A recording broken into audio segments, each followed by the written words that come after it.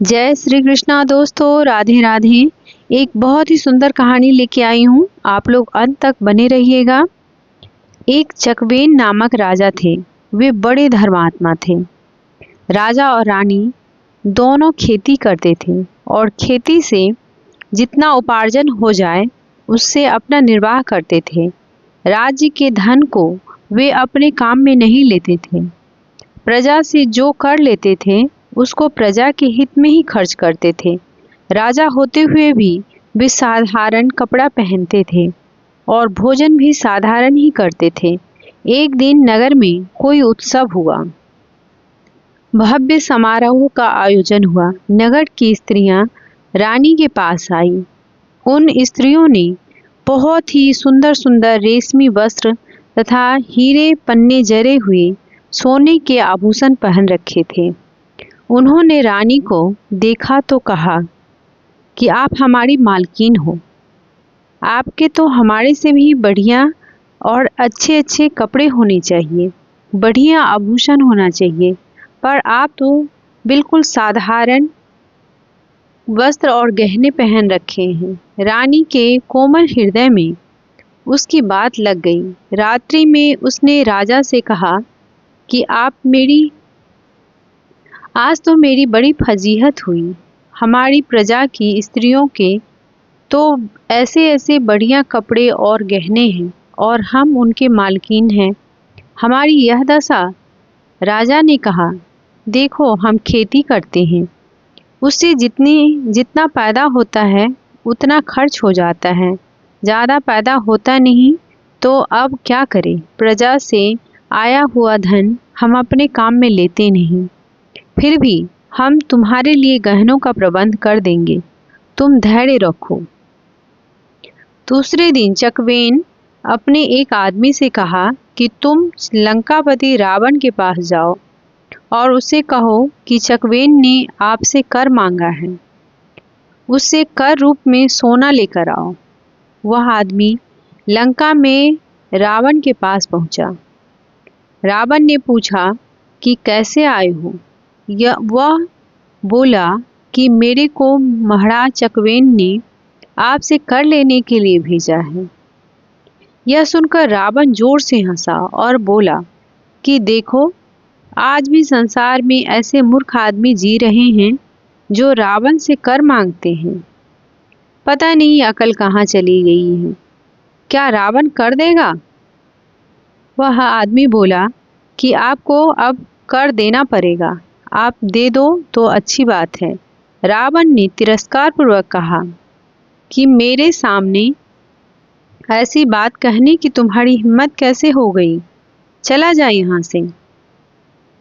रात में रावण मंदोदरी से मिला तो उसने कहा कि ऐसे ऐसे मूर्ख हैं संसार में।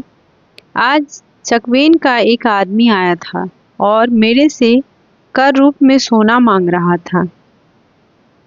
मंदोदरी बोली कि आपने कर दिया कि नहीं?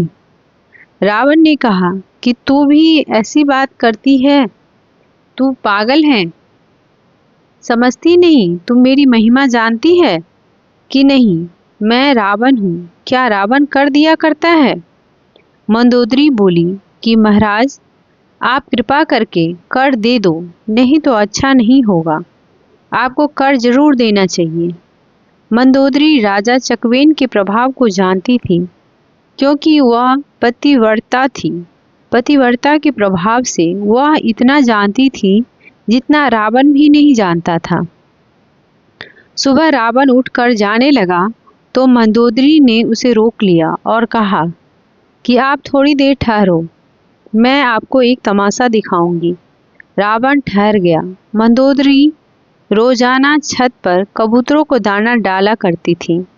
दाना डालने के बाद जब कबूतर दाना चुग रहे थे तब मंदोदरी ने उससे कहा कि अगर एक भी दाना चुगा तो महाराजा धीराज रावण की दुहाई है, सौगंध है। कबूतरों पर इस बात का कुछ भी असर नहीं हुआ और वे ज्यों के त्यों दाना चुगते रहे। मंदोदरी ने कहा कि देख लिया आपका क्या प्रभाव है। इस पर रावण बोला कि कैसी पागल है, पक्षी क्या समझे कि रावण क्या है। मंदोदरी बोली कि अब दिखाती हूँ आपको। उसने कहा कि अगर एक भी दाना चुगा तो महाराज चकवेन की दुहाई है। मंदोदरी द्वारा ऐसे कहते ही कबूतरों ने दाना चुगना छोड़ दिया। लेकिन एक कबूतरी ने दाना चुगा तो उसका चुगते ही सिर फट गया। कारण कि बहरी होने के कारण उस कबूतरी ने मंदोदरी की बात नहीं सुनी। रावण बोला कि यह तो तेरा कोई जादू है, मैं नहीं मानता इस बात को। रावण वहां से चला गया। रावण राजगद्दी पर जाकर बैठा। राजा चकवेन का आदमी पुनः वहां आया और बोला कि रात में आपने विचार किया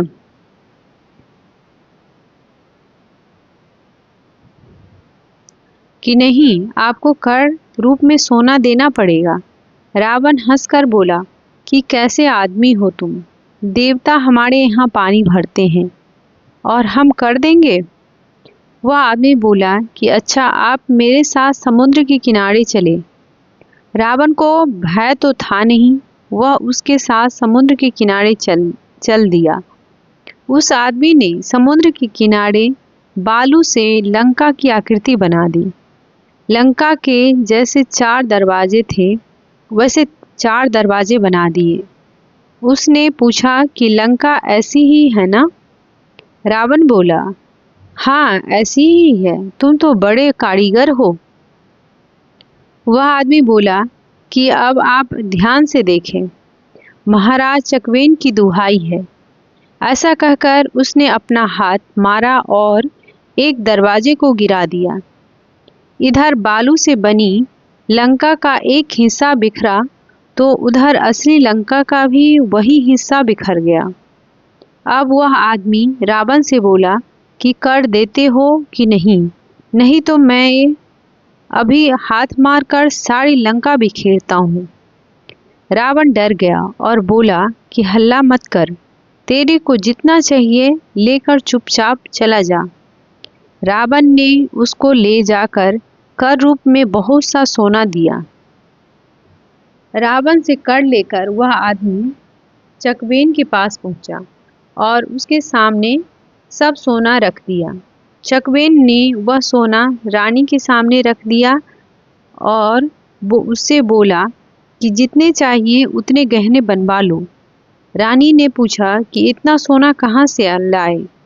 चकवेन ने कहा कि यह रावण के यहाँ से कर के रूप में मिला है। रानी को बड़ा भारी आश्चर्य हुआ कि रावण कर कैसे दे दिया। उसने कर लाने वाले आदमी को बुलवाया और उसे सारी बातें पूछी कि कैसे कर कैसे लेके आए।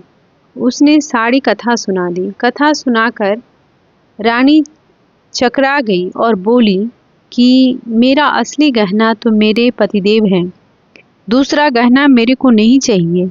गहनों की शोभा पति के कारण ही है, पति के बिना गहनों की क्या शोभा। जिनका इतना प्रभाव है कि रावण भी भयभीत होता है, उससे बढ़कर गहना और कोई भी हो नहीं सकता। रानी ने उस आदमी से कहा कि जाओ, रावण को यह सब सोना लौटा दो और कहो कि महाराज चकवेन तुम्हारा कर स्वीकार नहीं करते। प्रिय दोस्तों, ये कहानी आपको कैसी लगी? अगर कहानी पसंद आई हो तो हमारे चैनल को लाइक और सब्सक्राइब करें और कमेंट में जय श्री कृष्णा जरूर लिखें। धन्यवाद।